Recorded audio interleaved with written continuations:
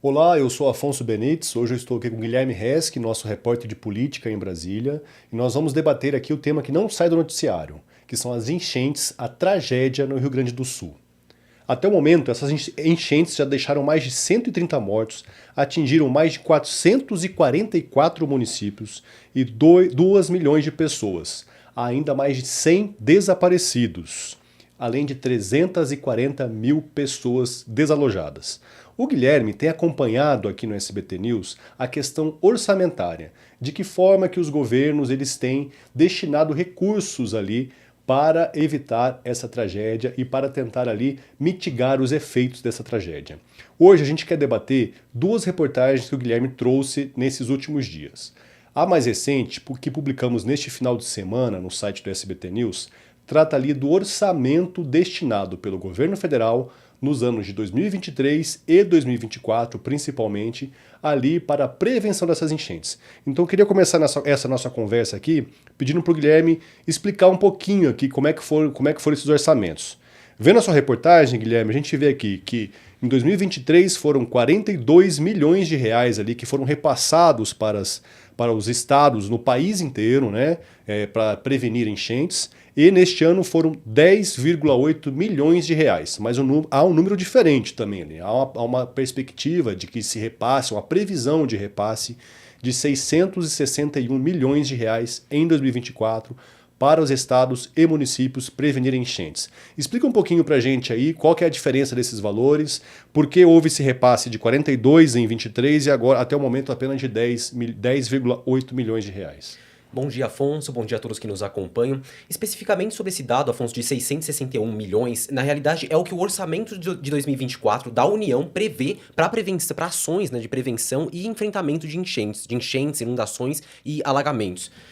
Em relação a esses 10 milhões, né, que são até o mês de maio, né, nós estamos aqui agora no mês de maio, então o portal da transparência, ele pega os dados de janeiro a maio, os 10 milhões foram para especificamente sobre transferência de recursos, né, quanto que o governo federal repassou, né, transferiu para administrações públicas locais, de estados e municípios, para implementarem ações de enfrentamento e de prevenção desse tipo de desastres naturais, né, de enxurradas, alagamentos e inundações. Então, uma coisa é o que o orçamento prevê, né, no geral, quanto inclusive o governo federal pode gastar. E outra, né, os 10 milhões, foi quanto o governo repassou para que as administrações locais tomem suas próprias ações nesse sentido.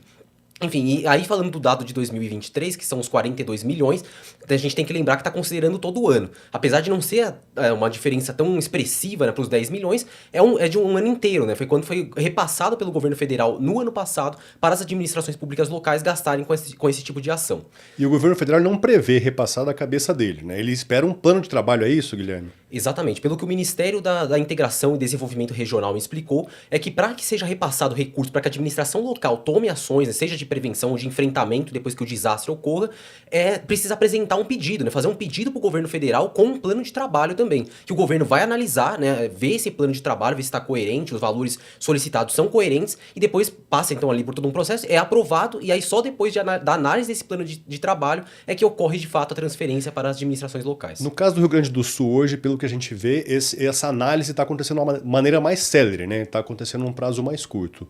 Até 48 horas, 72 horas, pelo que os ministros estão comunicando. Eu queria que você nos relatasse aqui, por favor, Guilherme, como é que foi nesse ranking que você fez, na reportagem que está publicada no nosso site, os municípios que mais receberam esses repasses, são todos do Rio Grande do Sul ou não? Não, Afonso, o único do Rio Grande do Sul que aparece na lista, né, de administrações públicas que receberam recurso até o momento é a de Porto Alegre, é só a capital, e recebeu pouco mais de 600 mil. Isso pelo portal da transparência, né, que foi onde nós fizemos o levantamento. Quem lidera o ranking é Campina Grande, na Paraíba, que recebeu pouco mais de 10 milhões, né, de recursos, né, de dinheiro para investimento nessas ações de prevenção a inundações, alagamentos e enxurradas. E mais uma vez, isso é porque a prefeitura, o órgão local não fez um pedido, não tem um plano de trabalho, não tem uma prevenção ali, um estudo, um planejamento para pedir esse recurso. Exatamente, isso é o que o governo federal afirma, né? O que o Ministério da Integração pelo menos me falou, que para que sejam enviados recursos repassados para a administração local tomar suas próprias ações, tem que apresentar um plano de trabalho e fazer um pedido para o governo federal. Perfeito. E na semana passada o Guilherme também trouxe outra reportagem aqui em que ele analisou como os deputados e senadores do Rio Grande do Sul estão prevendo as suas emendas, ou então o que eles apresentaram de emendas parlamentares ali, junto ao orçamento da União, para essa rubrica específica ali, que é a de prevenção de enchentes, prevenção de desastres naturais, toda essa questão envolvendo também a questão climática. Vamos lembrar, Rio Grande do Sul tem 3 senadores e 31 deputados federais. Explica pra gente, por favor, Guilherme, desse grupo aqui de 34 parlamentares, quantos deles estão ali prevendo recursos da União para os seus municípios e para o Estado de maneira geral para prevenir esse tipo de desastre? Pela minha apuração, Afonso, apenas 6 parlamentares desses 5 deputados, né, para ser mais específico, desses 31 que o Rio Grande do Sul tem, e apenas um senador desses 3 que o Estado tem, destinaram recursos, né, por meio de emendas parlamentares no orçamento de 2024 para a prevenção de desastres. Né? E a gente fala de uma maneira mais ampla, não só de enchentes, mas de desastres naturais, né, como inclusive chuva, tempestades, deslizamentos e também, claro, as inundações, né, enchentes, como nós falamos. Dentre os deputados, né, nós conseguimos observar a Fernanda Melchiona, do PSOL do Rio Grande do Sul. Ela destinou 700 mil para a gestão socioambiental de recursos naturais e 2 milhões para apoio a projetos de desenvolvimento sustentável local integrado. Então, até para explicar um pouco melhor, essas ações e a dos outros deputados que destinaram recursos, né, desses 6 que eu comentei, foram para ações indiretas, na realidade, para a prevenção de desastres naturais. Todas que eu até vou citar aqui os números de cada parlamentar, nenhuma foi para uma prevenção, uma ação direta de prevenção. Por exemplo, de drenagem urbana, né, que seria uma forma de prevenir enchente, por exemplo. Não, isso não aparece de forma alguma nesse levantamento, do que nós vimos que os deputados e senadores destinaram de recursos. Mas enfim, continuando aqui, a Maria do Rosário, né, foi outra deputada que destinou parte das suas emendas. Ela destinou 300 mil reais para a implementação de ações de cidadania e educação ambiental, vendo uma outra ação de que poderia prevenir um desastre natural de forma indireta, aí talvez educando as pessoas sobre as mudanças climáticas, por exemplo, e como poderiam se comportar. Já a Reginete Bispo, também do PT, assim como a Maria do Rosário, destinou 500 mil reais para a implementação de ações de cidadania e educação ambiental. A mesma ação, então, que a Maria do Rosário. Os deputados Carlos Gomes e Márcio Biolchi e o senador Paulo Paim, que são os outros 3 que completam aí a lista, destinaram os 3 montantes para projetos de desenvolvimento sustentável local integrado, sendo que o Paim se destaca com 3 milhões destinados por meio de emendas parlamentares. Ou seja, né, assim, qual que é o resumo que a gente pode chegar? Que apenas 0,54% das despesas das emendas da bancada gaúcha no Congresso, aí considerando os deputados e senadores, foram com ações de prevenção de desastres. Então, pegando o total de quanto que terá de despesa no orçamento de 2024 de emendas parlamentares da bancada gaúcha, só 0,54% são para ações de prevenção de desastres. A gente vê que percentualmente ali, essa comparação proporcional que você fez, ela é muito relevante. Até voltando um pouquinho a essa reportagem que a gente publicou nesse final de semana, que fala do orçamento ali, a gente pega que o orçamento de 2024, o orçamento deste ano, é de 5,5 trilhões de reais e apenas 661 milhões de para mim, são destinados ali para prevenções, né? Isso aí acaba se refletindo em todos esses desastres.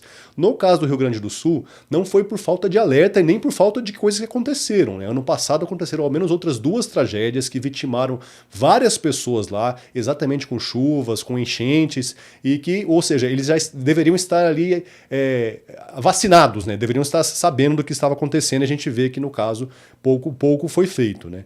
Você acha assim que então os deputados, os senadores deveriam serem responsabilizados, deveriam ter um pouco mais de responsabilidade no caso também ali para Eu acho que tanto os parlamentares, né, os deputados e senadores, como o próprio governo federal, né, na hora de elaborar o orçamento, né, ou na destinação das emendas, né, no caso dos parlamentares, todos os agentes aí têm que ter uma preocupação maior em relação à prevenção de desastres, né, para que não ocorra o que aconteceu agora no Rio Grande do Sul. Ou se ocorra, se não for inevitável, né, algum tipo de tragédia, que seja numa menor proporção, né, não ocorra inundação em todo o estado, né, que seja feita obras, por exemplo, de drenagem urbana para prevenção desse tipo de catástrofe, né, Afonso? Então acho que todos os agentes ali têm uma parcela de culpa. Até porque a gente vê que o governo Eduardo Leite estimou em 19 bilhões de reais o valor para reconstruir as cidades atingidas até o momento. Falando em prevenção, a gente pega aqui, tem estudos internacionais que mostram que a cada R$1 investido em prevenção, R$25 é o equivalente a R$25 que se gasta em obras de reconstrução. Então, mais uma vez, é importante essa questão de se prevenir para poder evitar esse tipo de desastre ou então ter um custo muito maior. Bom, é é isso por enquanto. Eu quero agradecer aqui a sua participação. Vamos continuar nesse assunto, cobrindo esse tema aí pelos próximos dias. E esperamos mais reportagens suas aí sobre orçamento e sobre como é que os governos estão tratando. Obrigado, Guilherme. Obrigado, Afonso.